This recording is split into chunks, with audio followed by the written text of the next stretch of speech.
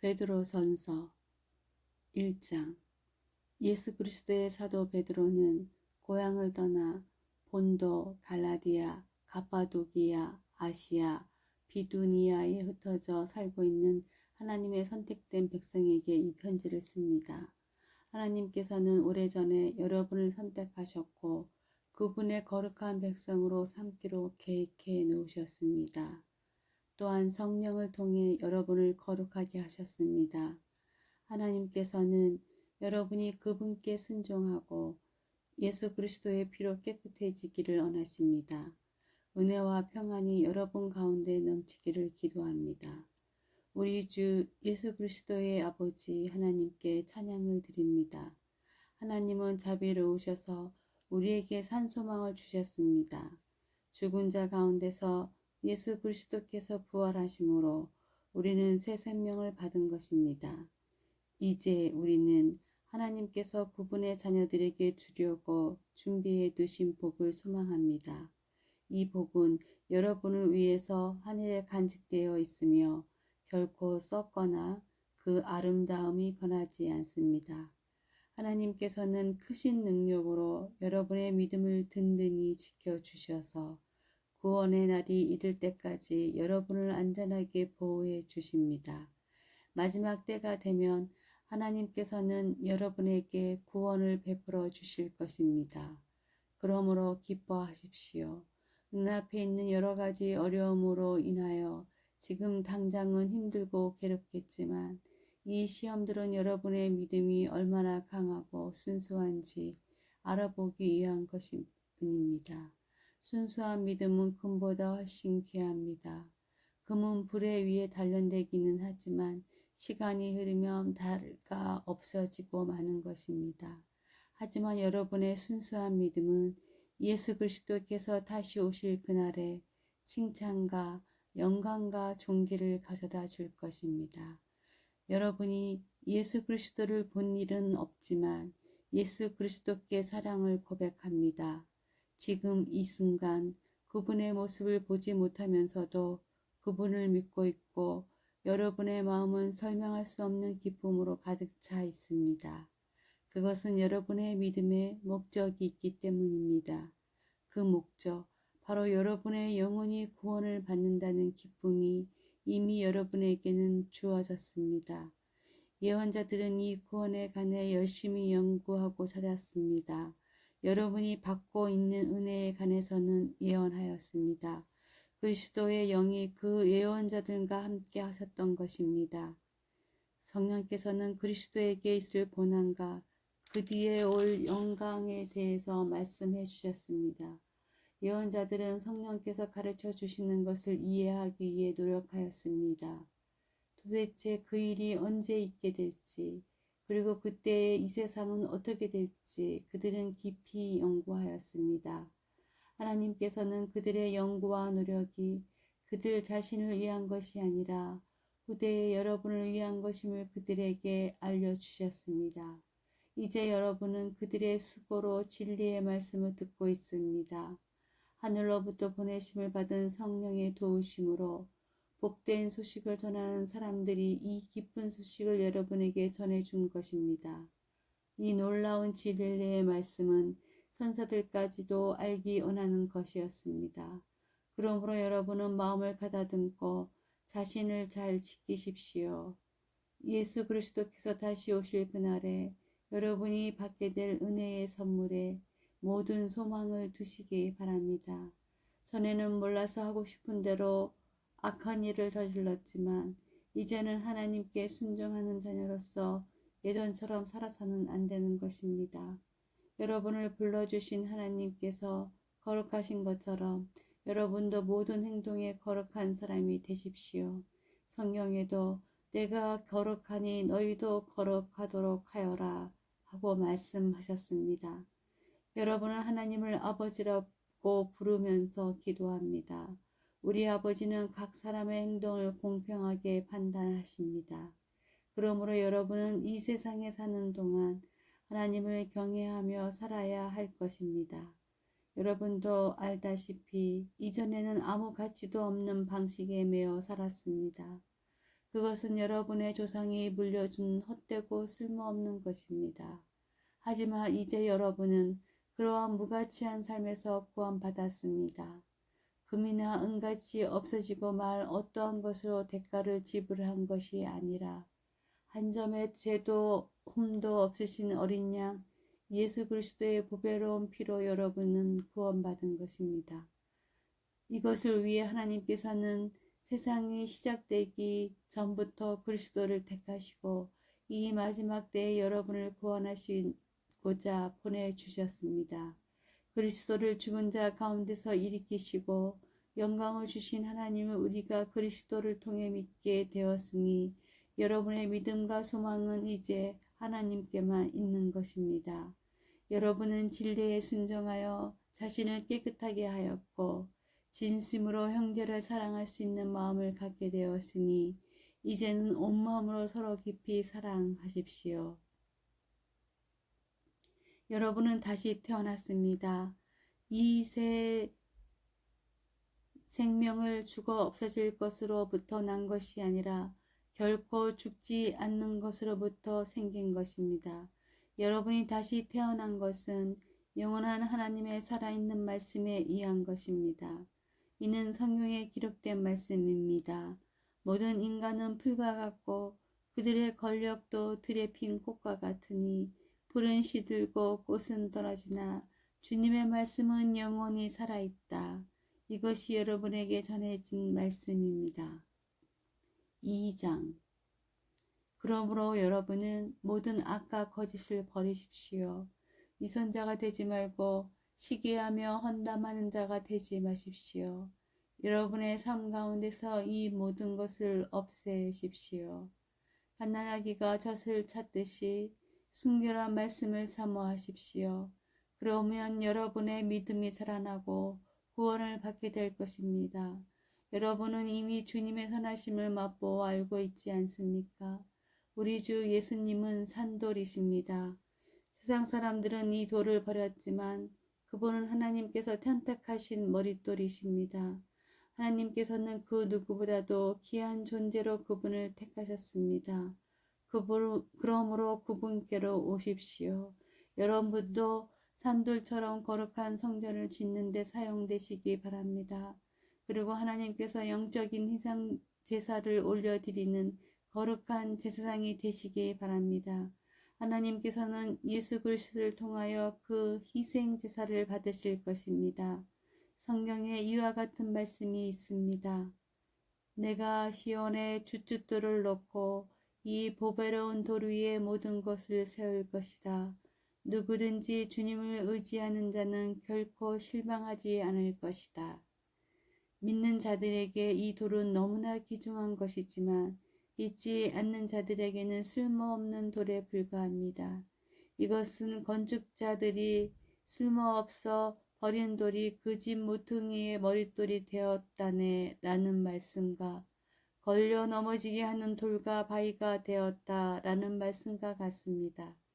그들은 하나님의 말씀에 순종하지 않기 때문에 넘어집니다. 바로 이것이 그들을 향한 하나님의 계획이기도 합니다.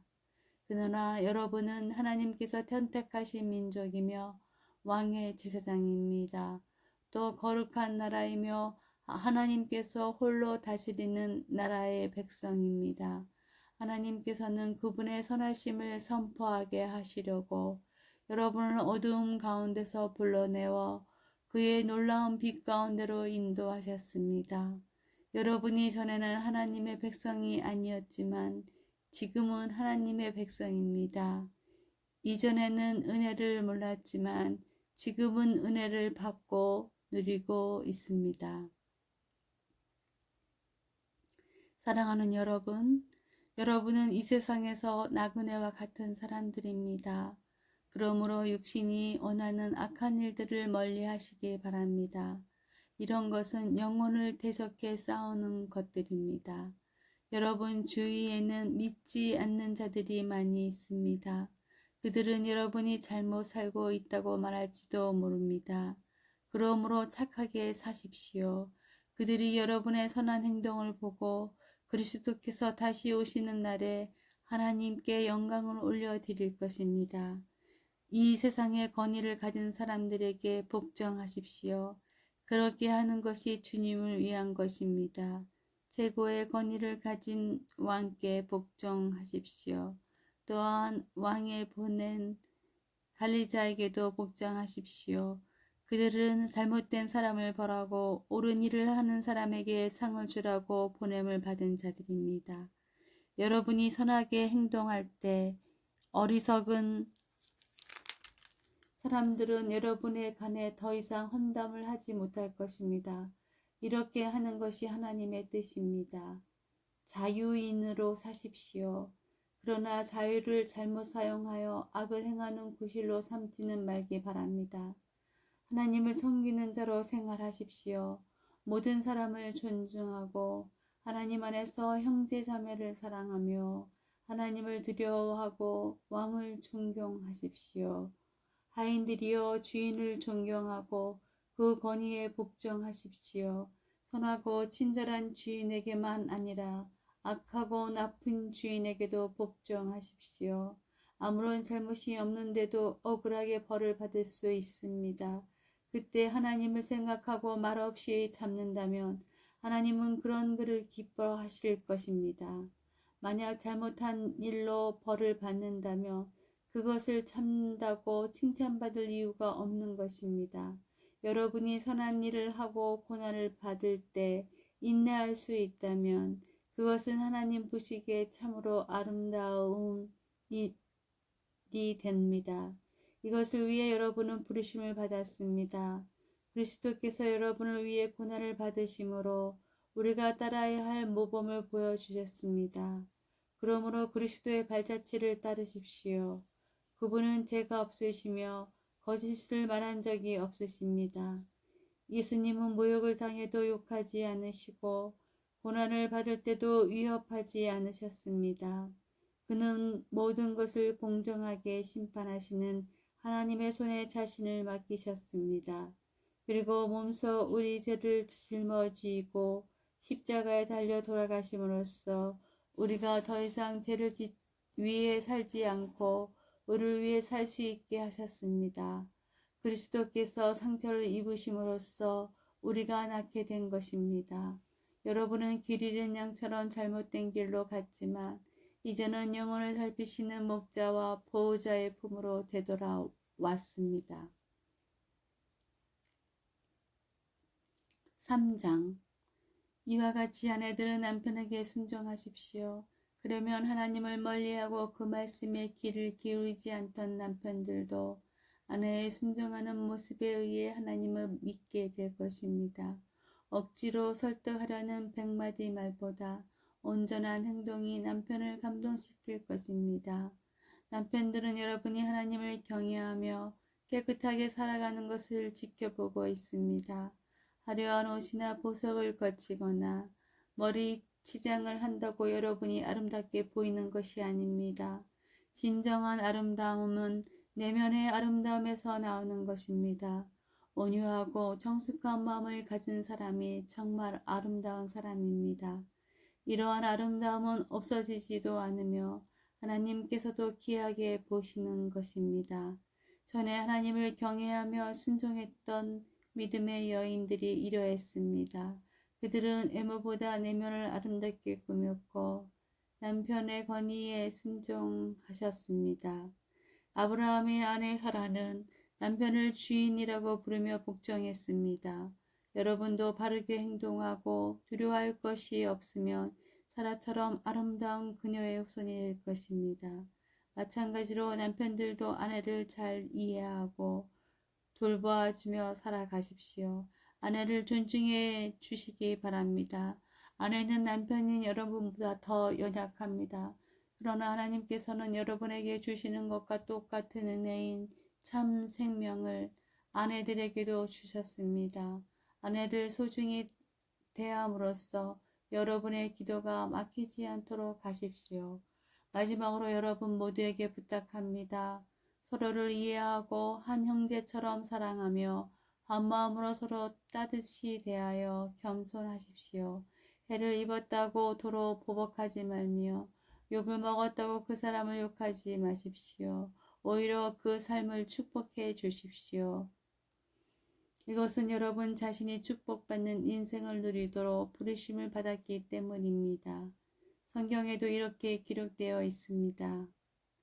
행복한 나날을 보내며 인생을 즐겁게 살기 원하는 사람은 악한 말과 거짓말을 해서는 안 됩니다. 악한 행동을 그치고 선한 일을 하며 평화를 찾고 그것을 위해 힘써 일해야 합니다.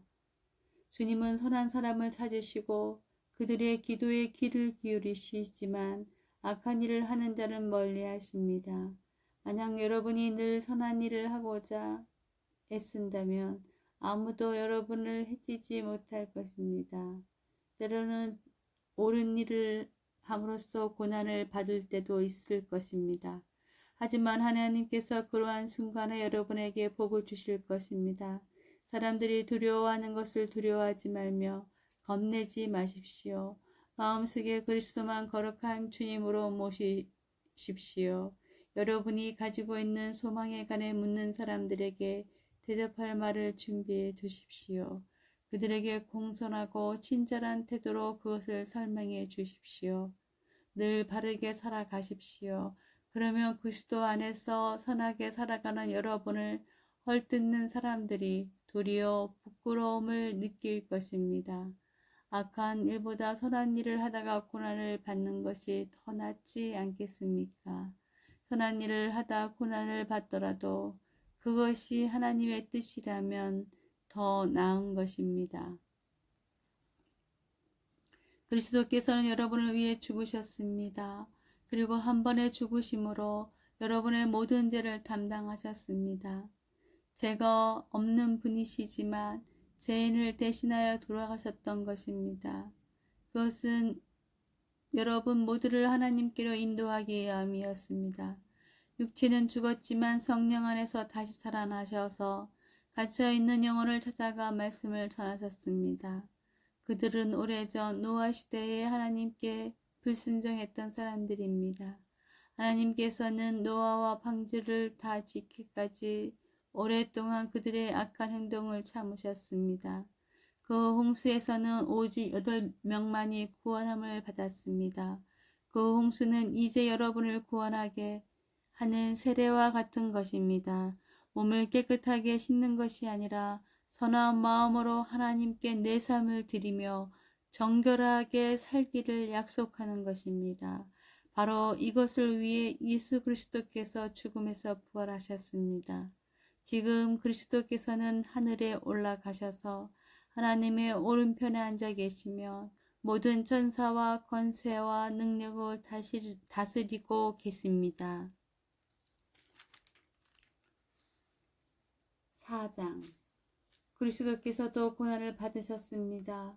그러므로 여러분 자신도 그리스도와 같은 마음으로 무장하십시오.